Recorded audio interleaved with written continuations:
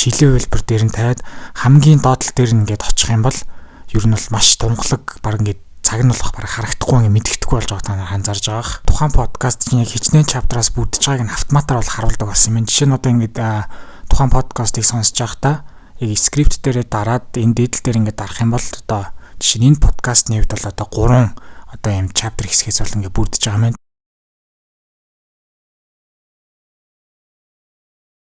3 дахь iPhone SE дээр iOS 26.2 апдейт гарахдаа 337 GB-тай гарсан. За тэгээд апдейтээс өмнө утсан дээрх суулцаа 1841 байгаад апдейт хийсний дараа суулцаа маань бүр хамаагүй өсөд 2717 болсон. Тэгээд дунджаар бол 876 GB бол утасны суулцаа бол нэмэлтээр үлээсэн. Тэгээд миний санахны бол ер нь ийм амар суулцаатай гарсан тиймэрхүү апдейт бол миний бол ерөөсөө танд ерөөсөө байхгүй. Тэгээд ойролцоогоор баг 10 GB баг ингээд суларсан. Утсан дээрээ суулцаа өсөж байгаа хүмүүс ингээд яг байх юм бол 26.2 апдейт гэх юм бол ямар ч нэлээд суулцаа бол ингээд бол гарч ийна. Үйлдвэрлэлийн системийн код нь 23.55 тагаар гарсан байна. За хамгийн ихэнд дурдах зүйл нь болохоор анимашнтай холбоотой зүйл байгаа. Ер нь бол ийм холбоотой анимашнтай өөрчлөлт бол хамгийн их гоё санагддаг. Дэлгэцэн дээр удаан дараа баруун дээд болон дээр эдит дарахад гарч ирж байгаа анимашн бол одоо илүү нэг тийм гоё бол болсон байлээ. Тэгээд иймэрхүү жижиг сажиг анимашны өөрчлөлт бол бас маш чухал байдаг. За дараагийнх нь ярих зүйл маань болохоор лог скринтэй холбоотой байгаа.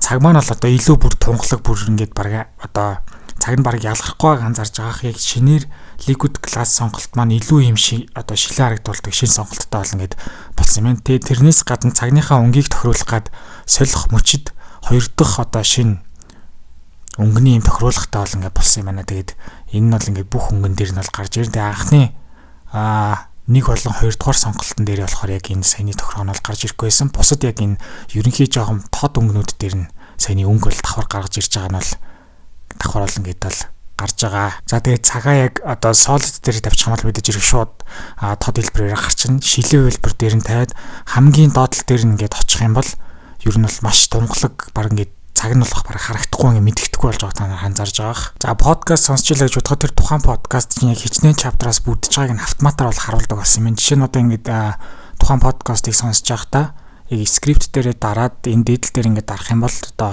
жишээ нь энэ подкастны хувьд бол одоо 3 одоо юм чаптер хэсгээс бол ингээд бүрдэж байгаа юм. Тэгээд энэ дээр давхар яг анзаарсан зүйл нь юу гэхээр би Apple Music ашигладаг подкаст ингээд ашиглаад яах нь нэг автоматар нэг lyrics нь ингээд гарч ирж байгаа нь бол ингээд гоё. Давхар яг тухай бүртээ гоё цуг явж байгаа нь бол айгүй гоё бол харагдсан. За Apple Music хэрэг та нар хэрэглэдэг бол утсаа яг офлайн горимд байхад нь дуугаа татаа сонсож байхад бол яг lyrics нь бол ингээд гардаг бас тийм шинэ тохиргоотой бол ингээд болсон байна. За Reminder application дээр бас сэрүүлэгтэй холбоотой давхар тийм гоё зүйл бол орж ирсэн юм. Тэгэд би бол Reminder-ыг ашиглахаа болоод бол их удаж байгаа.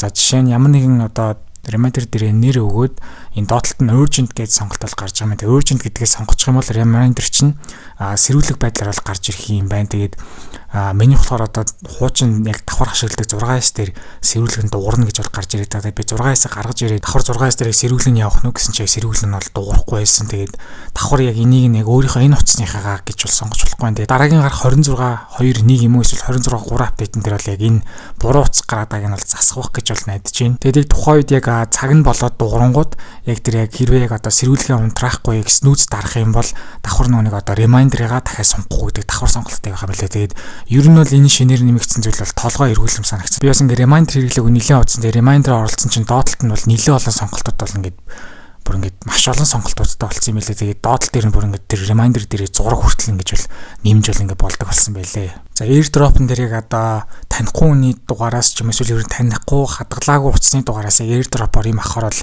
бас хамгаалах зорилгоор бол одоо шинэ одоо юм фильтртэй болсон байлээ. Тэр нь болохоор юу гэхээр утсан дээр хадгалаагүй контактаас AirDrop-оор юм авах байгаа бол хоорондоо яг код давхар солилцож баталгаажуулж иж тэр AirDrop-оор бол үргэлжлүүлж бол ашигладаг ингээд бол болсон юм байна. За Apple-ийн сайт руу ороод iOS 26.2 дээр ямар баг фикснүүд орсон бэ гэдгийг хэрэг та нар харахыг хүсвэл яг одоо энэ жагсаалтанд бол байна. Энэ дээр бол 1 2 3 4 5 6 7 8 9 10 гээд маш олон баг фикс бол агуулсан байгаа. За тэгээд мэдээллийн оюулгүй байдал талаас бас юу сайжруулсан бэ гэхээр App Store, Apple JPEG, Calling Framework, за Curl, FaceTime, Foundation дээр 2 орсон байна. Icons, Kernel, Live Archive, за тэгээд Media Experience, Messages, Multi-Touch, Photos, Screen Time дээр 2 орсон байна. Телефон, за тэгээд WebKit дээр 1 2 3 4 5 6 7 орсон байна. За тэгээд Web Inspector дээр нэг орсон байна.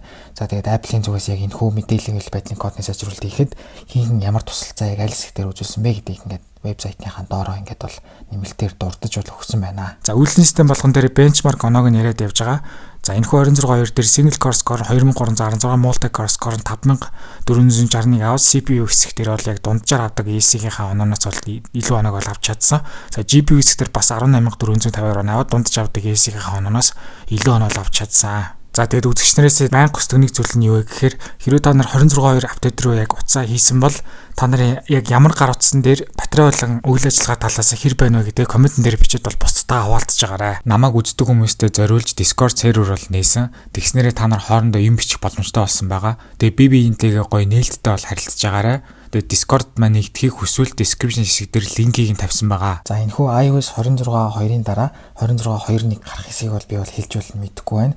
За хөгжүүлэлтийн шатны үйлдвэрлэлийн системийн хувьд болохоор iOS 26.3 developer beta 1 дээр бол явж байгаа. Тэгээд он гарахаас өмнө ер нь бол developer beta 2 нь бол гарч бах. Тэгээд 1 сарын дундуур ер нь бол iOS 26.3 гарна гэж бол одоо таамаглаж байна. За сүүлчийн чухал асуулт болох энэ хүү апдейт руу апдейт хийх нь зөв юм уу буруу юм уу гэж бол асууж байгаа. За мэдээж хэрэг аюулгүй байдал талаасаа бодох юм бол апдейт хийх нь бол зөв. За тэгээд утсан дээрх суул цагаа ихсхийг гэх юм бол мэдээж хэрэг апдейт хийх нь бол зөв. Харин батарей талаас нь бодох юм бол ер нь гайгүй батарей сайжирсан гэдэг утаснууд дээр болохоор 2 дахь болон 3 дахь iPhone SE, за тэгээд ингийн iPhone 13, 13 Pro, iPhone 15 Pro Max, iPhone 16, 16 Pro Max, за тэгээд iPhone 17, iPhone Air, iPhone 17 Pro Max дээр ер нь бол өмнөхтэйгээ харьцуулахад iOS 26.2 үйлдвэрлэлийн систем батарей нь бол одоо сайжирсан байна гэдэг репортуудыг бол олж чадсан. За харин өмнөхөөс нууцсан дэмий шүү гэдэг дээр болохоор ингийн iPhone 11, 12, 14, 15, за тэгээд iPhone 14 Pro Max, iPhone 15 Plus, iPhone 17 Pro гэдэг гар утаснуудыг бол одоо олсон байгаа.